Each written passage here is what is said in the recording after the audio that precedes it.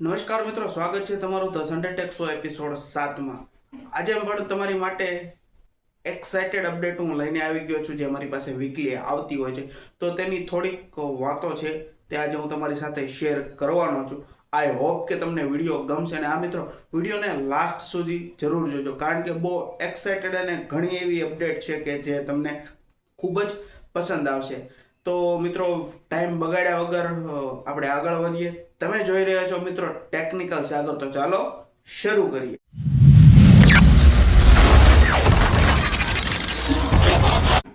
તો સૌપ્રથમ અપડેટ આવે છે સેમસંગ તરફથી.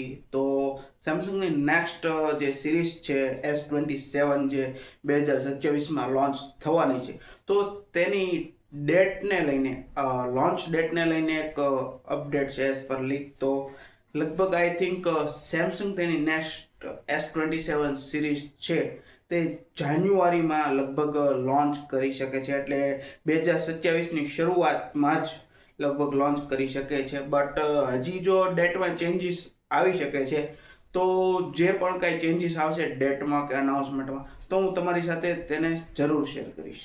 તો મિત્રો, નેક્સ્ટ અપડેટ છે હવે એપલ તરફથી. તો એપલની જે નેક્સ્ટ લાઇનઅપ આખી આવવાની છે iPhone 18, તો તેની સાથે તેનો ફોલ્ડેબલ ફોન પણ લોન્ચ થવાનો છે. તો ફોલ્ડેબલ ફોનમાં લગભગ આપણને એઝ પર લીક તો 5800 mAhની બેટરી જોવા મળી શકે છે. અને જે આ બેટરી આઈફોનના જેટલા બી અત્યાર સુધીના મોડલ છે તેની કરતાં સૌથી મોટી બેટરી હોઈ શકે છે. તો મિત્રો, નેક્સ્ટ અપડેટ હવે આવે છે HP તરફથી. તો HPએ અને ફરારી એક કોલેબોરેશન કર્યું છે, અને HP એક એવું લેપટોપ બનાવી રહ્યું છે સ્પેશિયલ ફોર ફરારી એડિશન. અને મિત્રો, આખું લેપટોપનો કલર જે છે રેડ અને બ્લેક આખો રહેવાનો છે. જેમ ફરારી રેડ લુકમાં હોય છે તે જ રીતે આ લેપટોપનો કલર રહેવાનો છે. અને સાથે મિત્રો, આમાં તમને Intel core X7 ultra processor, Windows 11 pro, અને સાથે 64GB રેમ, અને સાથે 1TB સુધી સ્ટોરેજનો ઓપ્શન તમને જોવા મળવાનો છે. અને મિત્રો, આ સ્પેશિયલ ફરારી એડિશન રહેવાનું છે, તો તેના લિમિટેડ જ યુનિટ્સ બનાવવા છે. આઈ થિંક લગભગ 5000 જેટલા જ યુનિટ્સ બનશે. મિત્રો, નેક્સ્ટ અપડેટ હવે આવે છે વનપ્લસ તરફથી. તો વનપ્લસ લગભગ આ 1 થી 2 વીકમાં તેનો નેક્સ્ટ સ્માર્ટફોન લોન્ચ કરી શકે છે ઇન ચાઇનામાં, વનપ્લસ ટર્બો 6X Pro. તો મિત્રો, આમાં લગભગ આ ફોન મીડિયાટેક ડાયમેન્સિટી 7400 ચિપસેટ સાથે આવી શકે છે. એક મેસિવ મોટી બેટરી 8000 mAhની જોવા મળી શકે છે, અને સાથે OLED સ્ક્રીન પણ તમને આમાં જોવા મળી શકે છે. તો મિત્રો, ઇન્ડિયા માટે હજી કાંઈ ઓફિશિયલી હજી કાંઈ એવી કન્ફર્મેશન કે અપડેટ્સ આવી નથી. બટ અપડેટ્સ જો મારી પાસે આવશે તો હું જરૂર તમારી સાથે શેર કરીશ. તો મિત્રો, નેક્સ્ટ અપડેટ હવે આવે છે વિવો અને ઓપ્પો તરફથી. તો જેમ હોનરે તેનો ગિમ્બલ કેમેરાવાળો સ્માર્ટફોન લોન્ચ કર્યો હતો, તો તે જ રીતે વિવો અને ઓપ્પો, એટલે તે ગિમ્બલ કેમેરાવાળો સ્માર્ટફોન લોન્ચ નથી કરવાના. બટ તે જે રીતે DJI Osmo Pocket 4 કરીને જે ગિમ્બલ આવે છે વિથ કેમેરા, તો તે જ રીતે વિવો અને ઓપ્પો પણ તેવું જ એક તેનું ગેજેટ બનાવી રહી છે. અને લગભગ 2026ના એન્ડ સુધીમાં તમને આ જોવા મળી શકે છે.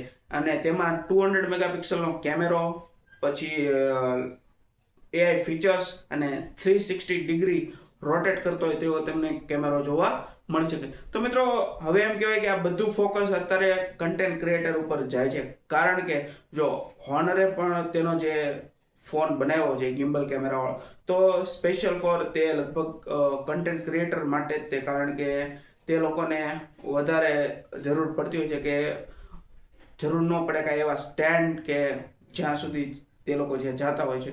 તો તે જ રીતે જે વિવો અને ઓપ્પોએ પણ એમ કહેવાય કે કન્ટેન્ટ ક્રિએટર ઉપર જ આ ફોકસ કર્યું છે, કારણ કે જે કન્ટેન્ટ ક્રિએટર હોય તેને અલગથી ગિમ્બલ પરચેસ કરવું પડે છે, તેમાં તેનો ફોન એડ કરવો પડે છે, પછી જે તે લોકો વિડીયો બનાવે છે. બટ આમાં જો તમે આ ગિમ્બલ જો વિવો અને ઓપ્પો લોન્ચ કરે છે, તો મિત્રો તમારે નથી લેવું પડતું કોઈ અલગથી ગિમ્બલ, કે તમારો ફોન નથી એડ કરવો પડતો, તમને બધી જ ફેસિલિટી આમાં મળી જાય છે. તો આ એક વસ્તુ સારી કહેવાય. અને મને એવું લાગે છે ફ્યુચરમાં કન્ટેન્ટ ક્રિએટર માટે બધું ઇઝી થઈ જશે. હવે મિત્રો, નેક્સ્ટ અપડેટ આવે છે મોટોરોલા તરફથી. તો મિત્રો, એમ કહેવાય કે લગભગ મારો એક બી એપિસોડ નહીં હોય કે જેમાં મોટરોલાની અપડેટ નહીં હોય.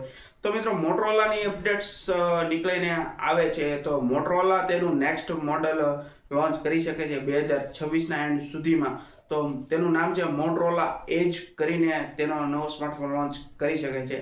તેમાં મિત્રો લગભગ આપણે મીડિયાટેક ડાયમેન્સિટી 7450 ચિપસેટ જોવા મળવાનું છે પરફોર્મન્સ એટલે કે પ્રોસેસરમાં. સાથે મિત્રો આ ફોનમાં તમને રિયરમાં 50-50+10 એવા ટ્રિપલ કેમેરા સેટઅપ અને સાથે તમને 5000 mAhની મેસિવ સારી એવી બેટરી જોવા મળવાની છે. અને આ મિત્રો આ ફોન એક કોમ્પેક્ટ સાઇઝનો ફોન રહેવાનો છે, એટલે 6.3 ઇંચ ડિસ્પ્લે તમને આમાં જોવા મળવાની. તો મિત્રો કોમ્પેક્ટ સાઇઝમાં પણ હવે જે કંપની છે વધારે ફોકસ કરી રહી છે. આઈફોનમાં તો આપણને કોમ્પેક્ટ સાઇઝ તો મળતા, બટ સેમસંગમાં પણ મળે છે જે તેની S સિરીઝ છે તેમાં. બટ હવે અધર્સ કંપનીમાં પણ તમને કોમ્પેક્ટ સાઇઝના સ્માર્ટફોન વધારે જોવા મળે છે. OnePlus તરફથી જોવા મળે છે, હવે આપણને મોટરોલામાં પણ જોવા મળે છે. તો મિત્રો હવે મને એવું લાગે છે Vivo X300 FE જે લોન્ચ થયો તે પણ એક કોમ્પેક્ટ સાઇઝનો જ ફોન હતો 6.3 ઇંચ. તો હવે એવું લાગે છે જે કંપની છે, મને એવું લાગે સ્મોલ ફોન એટલે કોમ્પેક્ટ સાઇઝના ફોનમાં લગભગ ઇન ફ્યુચરમાં લગભગ તમને વધારે એમ કહેવાય કે તેની ડિમાન્ડ વધી શકે છે. તો કંપની લગભગ ફોકસ હવે કોમ્પેક્ટ સાઇઝ ઉપર વધારે કરી શકે છે. તો મિત્રો આજના વિડીયોમાં બસ આટલું જ. જે મારી પાસે વીકલી અપડેટ્સ આવી હતી તે મેં તમારી સાથે બધી જ શેર કરી છે. અને આ મિત્રો જો તમને વિડીયો ગમ્યો હોય તો લાઇક શેર જરૂર કરજો, અને સાથે ચેનલને સબસ્ક્રાઇબ કરેલી ન હોય તો પ્લીઝ ચેનલને સબસ્ક્રાઇબ કરી લેજો, અને બેલ આઇકન ન દબાવ્યો તો પ્લીઝ બેલ આઇકન પણ દબાવી દેજો, કારણ કે મારો વિડીયો હું જ્યારે પણ અપલોડ કરું તો તમારી પાસે પહેલા પહોંચે.